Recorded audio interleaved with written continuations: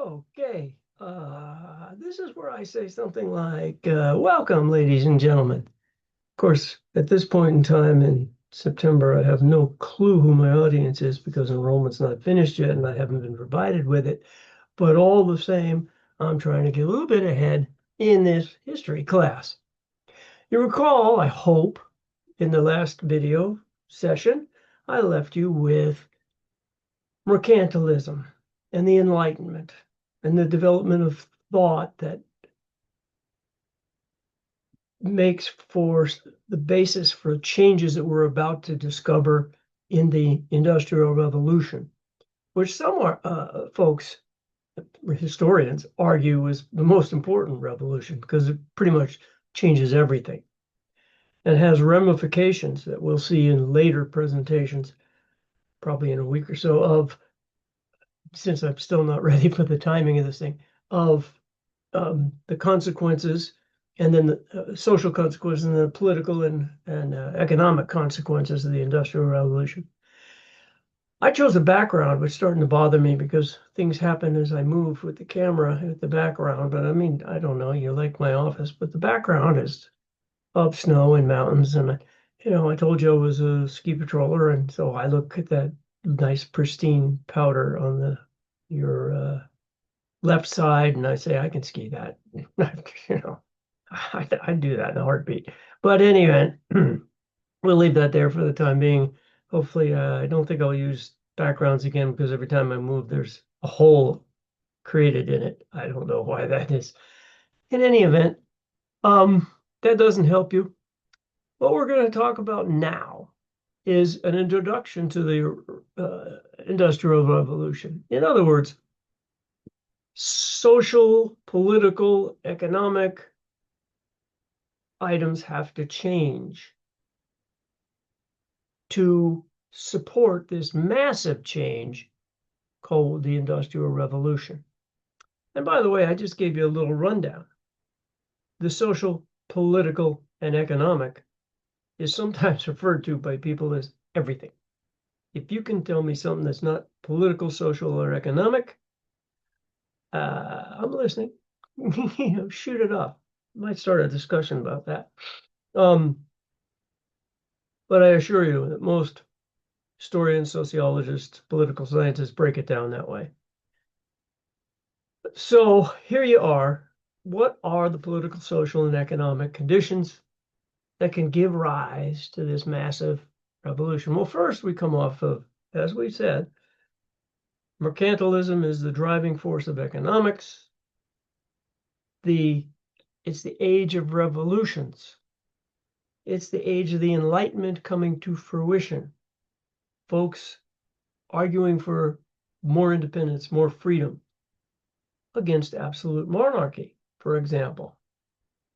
Some people call this the age of revolutions, and you have the American Revolution and the French Revolution as examples, but all through the 1800s, late 1700s into the 1800s, and through the 1800s, you had Spain losing its empire entirely, most of South America becoming free. In, say, 1809, Ecuador gained its independence from Spain.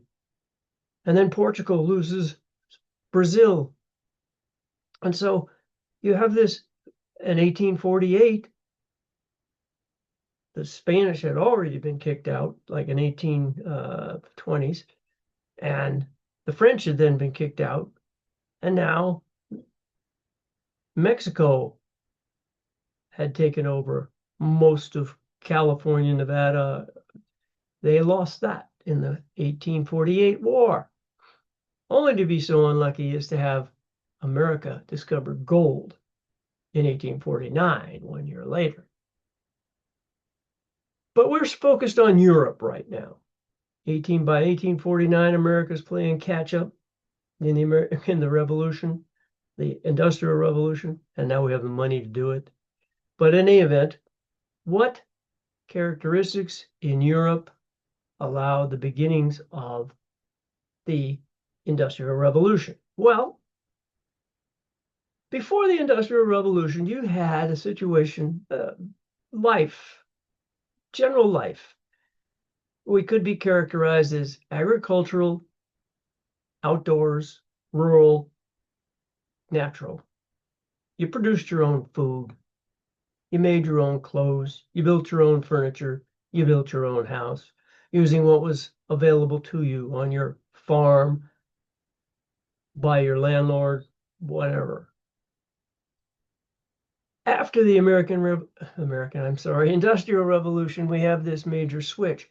And I refer you back to what we talked about in the evolution of 4 items over time. And those 4 items were power, labor, machines, and capital.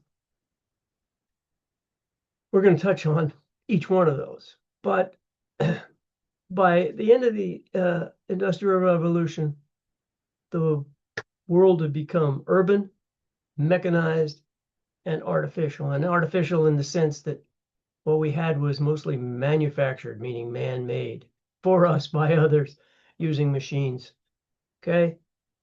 For example, folks work on the farms, and the agricultural society, folks worked at their own clock, at their own natural rhythm, sun up to sundown, if you will. Might have been hard work, but when it got dark, you put down your tools and you went in the house. You couldn't read or do anything because all you had was the fire light, maybe some candles. And you worked at your own pace when you were in the field. After the American Revolution, you woke up to the alarm clock because you had the factory clock to go to, and you had to punch in or check in. You were on time or you were fired. You worked at the pace of the machines. You ate food you didn't grow. You wore clothes you didn't make. You lived in a house probably built by someone else. This was the vast changes of I keep doing that. Why don't you guys stop me? Of the Industrial Revolution. So that still doesn't answer the question, why did it start in Europe and why at this time? I told you in the last presentation that historians usually say nothing is inevitable. They don't buy into inevitability. People make choices. Well, even if you argue that at some point there would have been would have been an industrial revolution, why now? Why Europe? So 6 one, half dozen the other, how you want to look at it.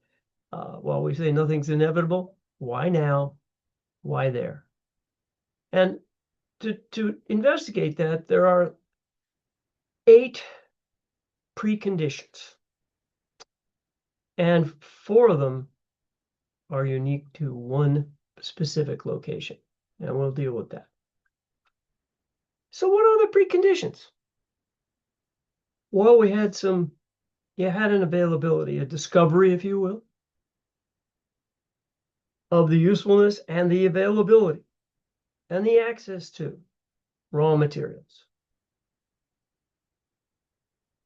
You needed fuel to power the manufacturing process, or power. Well, the first factories showed up on water. Why? To turn the water wheel that turned the machinery in the factory. Europe had an abundance of rivers, flowing, reliable rivers that produced lots of power. They also had lots of fuel in the form of wood that made the machines, burned for the machines, furniture. Now later they were to run out of that, but they still had the colonies. Think about that. They had tin and iron ore and the discovery of coal power, which allowed them to burn coal or coke later, a derivative, for steam or to make iron into usable iron, and later steel. They had sheep for wool and cotton from the colonies. Now, other people had interests. I mean, they had Egyptian cotton and Indian cotton and Other places had access to cotton, but the American colonies were particularly good for Great Britain. There'd also been, and most historians argue for a couple of these, an agricultural revolution. Certainly in the 13th and 12th centuries, when they were learning how to use seeds from plants to make crops and stay in one place, you had a revolution of sorts. That's how cities developed and cities grew.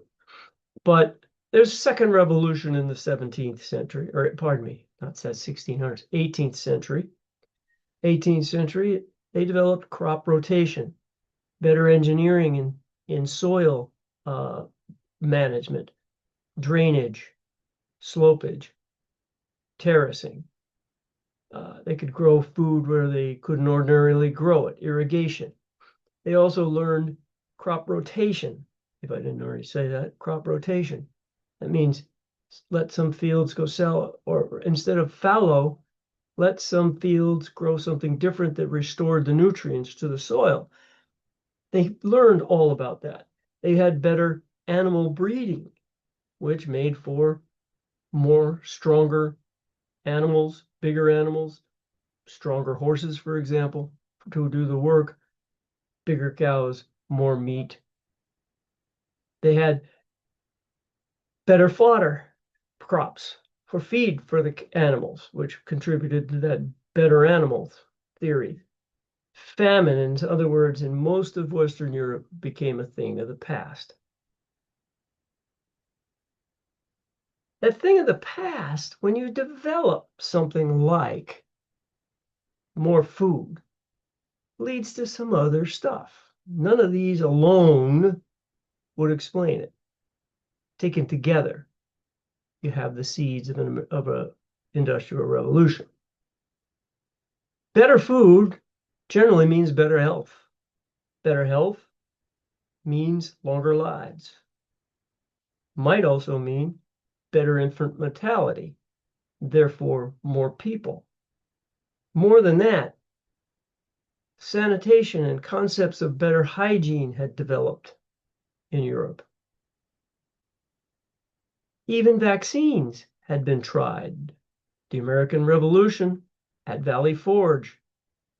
George Washington, on the advice of some Europeans that were there, Lafayette and I forgot his name, the Polish general who wasn't a general, but who trained the troops, vaccinated for smallpox, greatly reducing the incidence of smallpox among the troops. So, vaccinations were invented. Well, all this more better life and more hygiene, less disease and treatment of disease improving led to more kids, earlier marriages, and more kids. Maybe I got the order wrong. I don't know. But you get the idea? And pardon me, so you had a boom in population. And I have to look at my notes for this, but basically estimates are and then by the way, these have to be estimates by historians because look, the records are not real clear. And much of the records that anybody did keep were destroyed in various fires. London burned, Paris burned, World War I, World War II, various revolutions. The French Revolution burned most government buildings to destroy records, intentionally destroy records so that debt couldn't be tracked. So you put this together, and so these are estimates, but one estimate I heard a historian make was 100 million to 200 million, just simple doubling. More others are a little flakier, but I calculated some percentages for you. If in the first half of the 1700s, 1750, approximately 127 million increased to 140 million. Rounded figures, that's a 10% increase. The next 50 years jump-started leaps and bounds, 140 million to approximately 190 million, or if you buy in to the other estimate, 200 million, and you have a minimum of a 27% increase. That's a 1/4 again.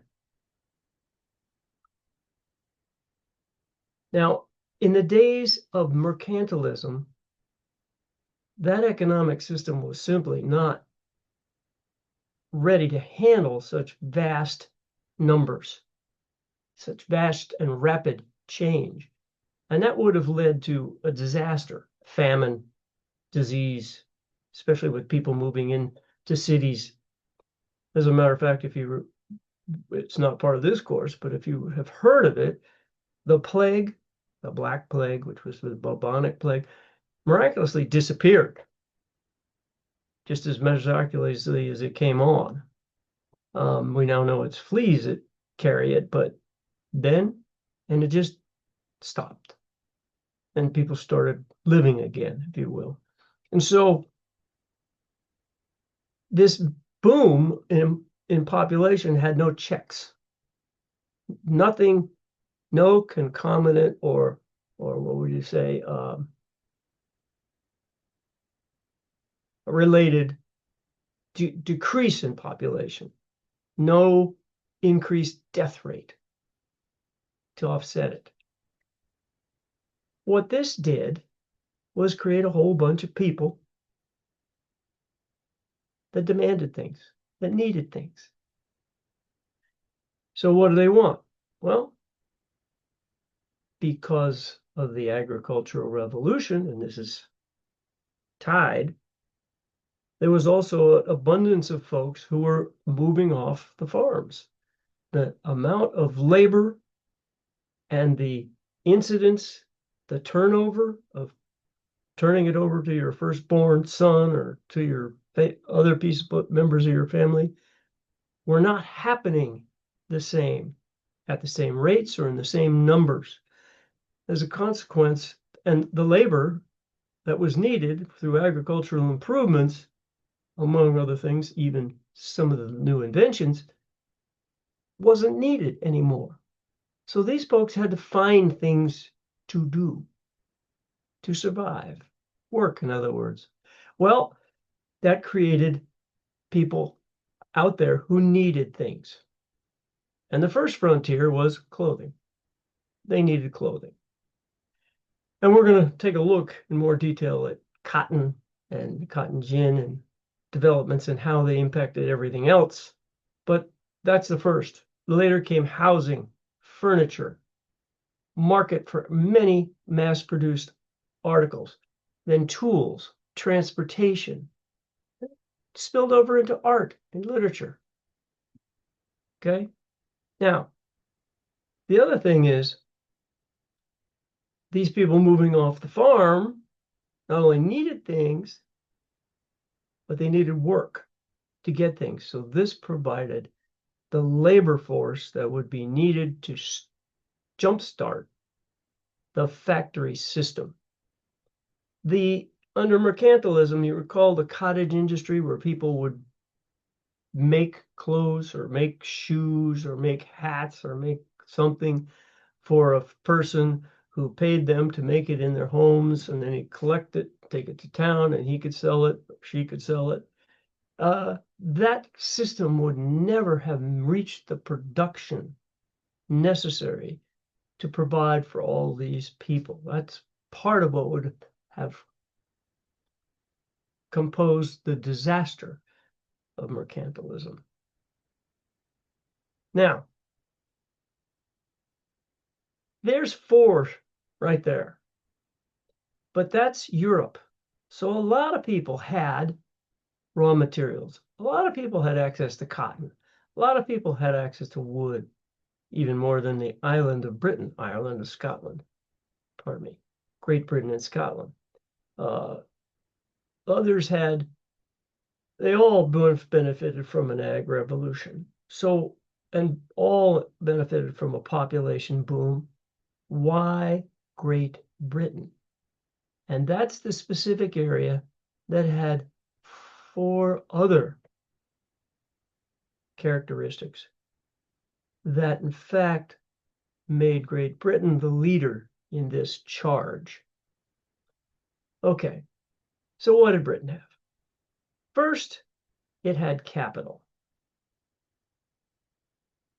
And if I can pause this, let's pause. And I can show you just a little bit here. We'll share the screen right here. I think it's here. Nope. I wish I knew if you could see this now. Okay. Let's stop sharing that screen. Well, it's recording. And let's share one on a different screen. Let's see if I can get it bigger for you. Nothing. Well, hopefully, what is this thing behind me? I want that screen up for you. And that's never happened to me before. So, in any event, these lines, if you, it should be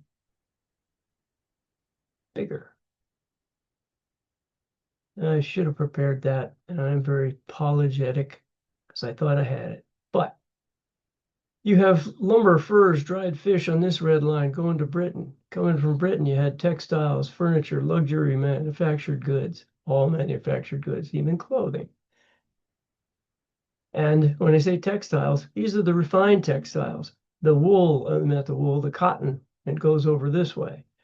And then you also had sugar and molasses coming from the Indies. Of course, rum, gunpowder, cloth, tools to Africa with enslaved persons, gold, pepper, other spices, cinnamon coming back. And this triangle, if you will, and you look at it here, here, here, here, here, makes a merchant class very rich. Now, the development of the merchant class and the success of the colonies in the triangle of spices, slaves, rum, sugar, tobacco, that wasn't on that list, and cotton, made Britain very wealthy. And really what happened was it developed in commercial trade, developed a merchant class, a class of middle class folks, well-to-do middle class folks, mind you, well above the poor, not aristocracy. However, something that happened before this course, in 1688, they had the Glorious Revolution. And in that revolution, the king who had claimed to rule by divine right, that is, God had them rule, and his family, lost his head. The army that raised by Parliament, which the king wanted to banish anyway, cut off the king's head, quite literally, King Charles. Now, then a constitutional monarchy was reintroduced with a lot of power in Parliament. Well, who became service in Parliament? Pretty much the merchant class. Elections were not open to all. Property people voted, that kind of thing. And in fact, the merchant class then is in Parliament and they have the power to make laws. Now, the other thing they did was they needed a place to produce to place this money, a productive place. And so they developed a banking system. And that banking system had 600, by 1760, had 600 banks in the country and 660 in London alone. And those banks accumulated the money and went in the business of loaning it. And interest was cheap, which made growth much more accessible to many more people. You could borrow money. And this merchant class continued to earn and borrow, and that is the growth of capital, the accumulation of cash and later assets, factories, because they could use that money and invest in things. Well, what could they invest in? Well, under the constitutional monarchy, they had a lot of power. They served in parliament. They made the laws. And so they made laws that were laissez-faire to business. In other words, leave it alone. And that's Laissez. I find that one difficult all the time. Fair, Faire, policies. And that was argument that government should remain minimally involved in the economy. They had no fear of regulation. Any regulations they made were really for their benefit to protect business. For example, they passed laws on limited corporate liability and, and authorized corporations, stock. And then they authorized, they did restrict monopolies. Monopolies under mercantilism were granted by the king. And once you got one, you said, it's mine. No one else can enter it. I have a king's grant. They did away with monopolies to allow them to compete on a fair ground. Moreover, and I already mentioned this fellow, in 1776, a very influential book was published called The Wealth of Nations, published by Adam Smith. Now, Adam Smith's premise was, look what happens when there's minimal government involvement in an economy. And I think I mentioned this, but just to reiterate, if you were a wealthy middle class or even lower middle class, not that wealthy, but we're doing well in England, why would you say I'm going to unless you're an adventurer, going to the hinterland, the unknown place, to start over, to hack out my way in the forest to build a log cabin? I'm living in a nice house now. What do I need a log cabin for? And the news of Indians, as Columbus called them, horrifying. You didn't go. It was adventurers, ne'er-do-wells, disgruntled people that went. And so the king was not really interested in governing them. He says, get rid of them. Well, by 1776, well, that's provincial because that's the American Revolution. But slightly before that, between 1720 and 1750, the king started realizing that the colonies were getting richer. And he decided control was necessary. But that being the case, there was still this atmosphere, belief system permeating Britain.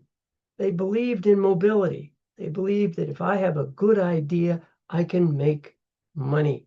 I can be successful. I can be rich. I can be well off. Don't have to be stinky rich. They were not obsessed with heredity or aristocracy. The merchant class had become to be respectable. You didn't have to be born into royalty to be respected and to have social status. And so this idea made them believe that they were in a free country where any good idea could make you rich.